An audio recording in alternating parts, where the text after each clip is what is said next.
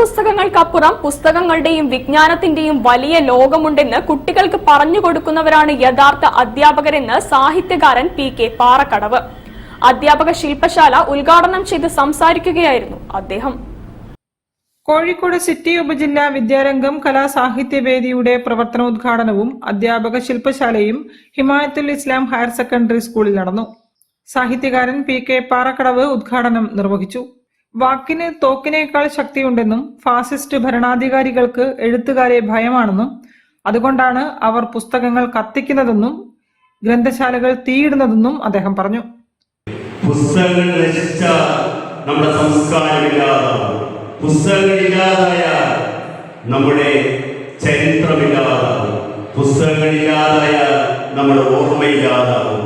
ഇതൊന്നുമില്ലാതാവുന്ന ഒരു ജനതയെ പെട്ടെന്ന് കീഴ്പ്പെടുത്താൻ കഴിയുന്നു എന്നുള്ളത് കൊണ്ടാണ് അവർ ഗ്രന്ഥപുരകൾക്ക് തിരക്കുന്നത്.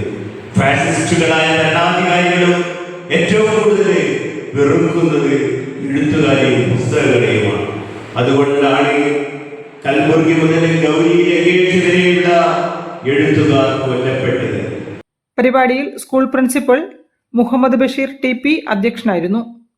ഹെഡ്മാസ്റ്റർ ഫാസിൽ വി.കെ., ജില്ലാ assistant coordinator Nisha R., city ഉപജില്ലാ കോർഡിനേറ്റർ ഷാജി കാറോറ തുടങ്ങിയവർ സംസാരിച്ചു. തുടർന്ന് മുൻ ജില്ലാ കോർഡിനേറ്റർ ബിജു കാവിൽ അധ്യാപകർക്കുള്ള ശില്പശാല നയിച്ചു. റിജു ആവളയുടെ നേതൃത്വത്തിൽ നാടൻപാട്ട് ശില്പശാലയും നടന്നു.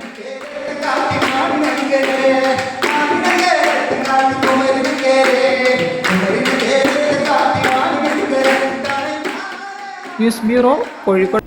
ജില്ലാ വാർത്തയിൽ ഒരിടവേള കൂടി.